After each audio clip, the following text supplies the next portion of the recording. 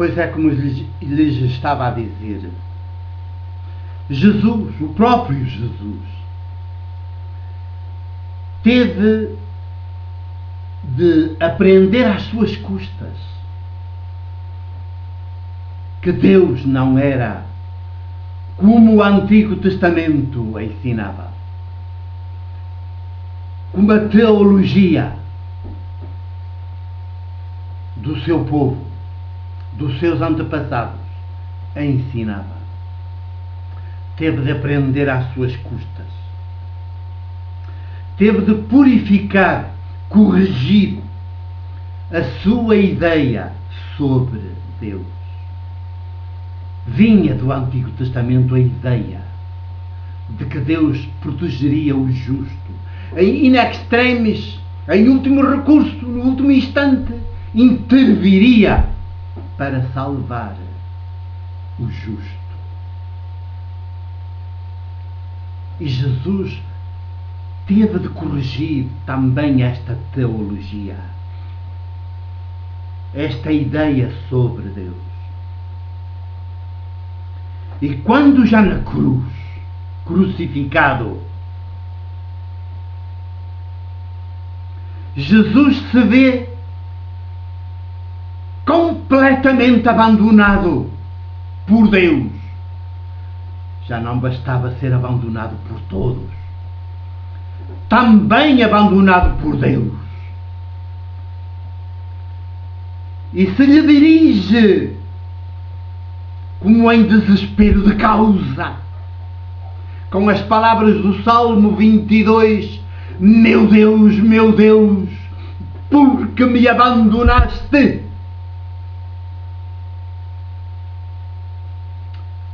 A verdade é que a única resposta que lhe chegou de Deus, nesse instante, a única resposta que lhe chegou de Deus, seu Abba, foi o mais completo silêncio, a mais completa ausência de intervenção. E isto não é apenas dizer um salmo, é viver o salmo, é viver esta afirmação, esta interrogação do Salmo 22, em plena cruz. É por isso que esse é o instante máximo da humanidade, em que esta pergunta é formulada e não há resposta. É o instante máximo. O ser humano nunca tinha ido tão longe, tão ao extremo da humanidade. Nunca tinha chegado tão longe. Bateu no extremo, ultrapassou o seu extremo. O ser humano foi plenamente humano nesse instante, ao perceber que a história é com ele,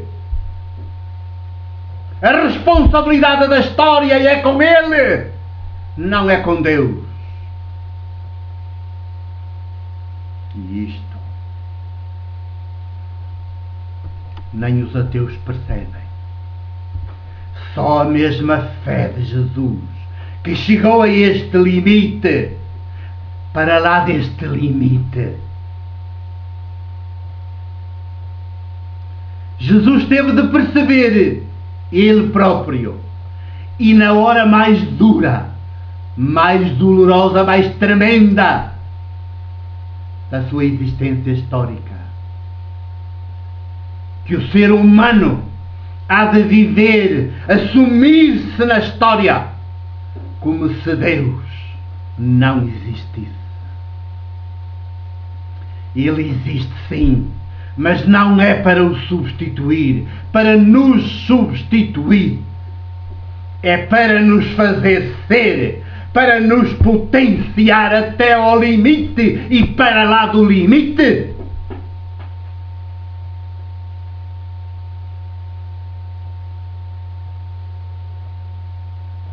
Mas esta ausência de Deus, esta ausência de intervenção de Deus naquele instante, o instante maior da humanidade, antes e depois, o silêncio total de Deus naquele instante para com Jesus, protagonizado, portanto, por Jesus, este silêncio, esta ausência de intervenção de Deus,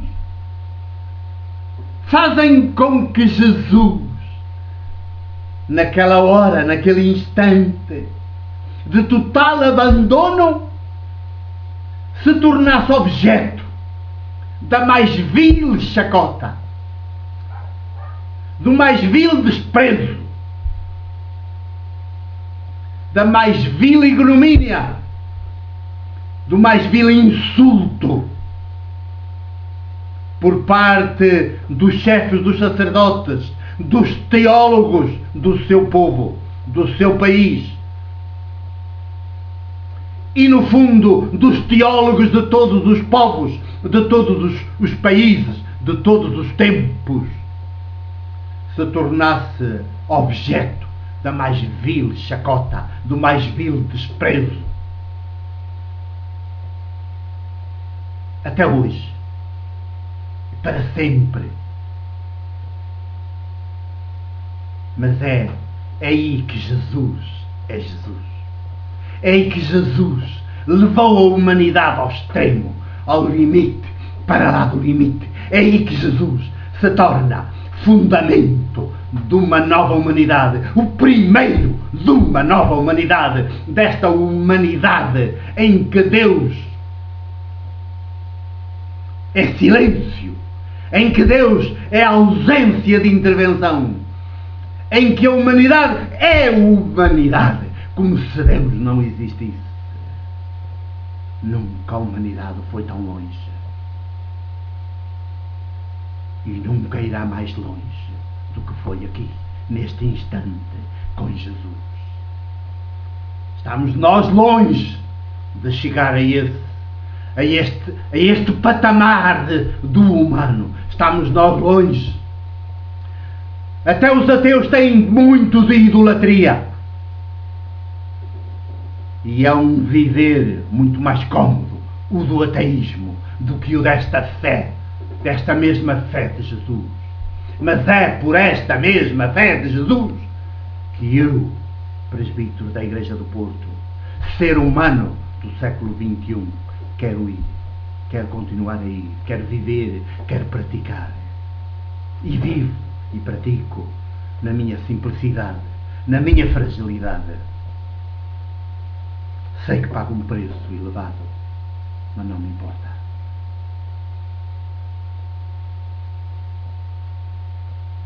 Milagres de Jesus.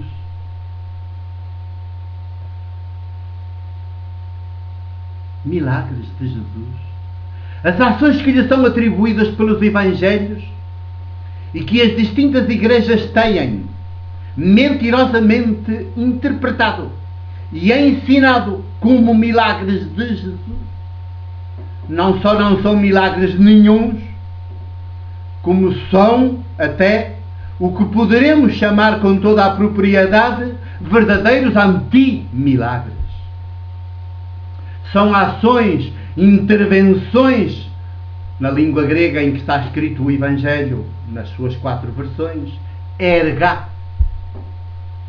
São ações e intervenções destinadas a destruir a mentalidade milagreira que permanecia e permanece alojada em populações porventura muito religiosas, mas ainda por evangelizar. Esta concepção milagreira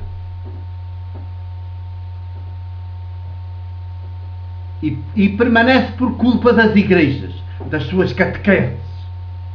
E hoje então ainda mais, graças a essas igrejas novas, abrasileiradas, que só veem os dízimos e o dinheiro dos pobres. Prosseguir.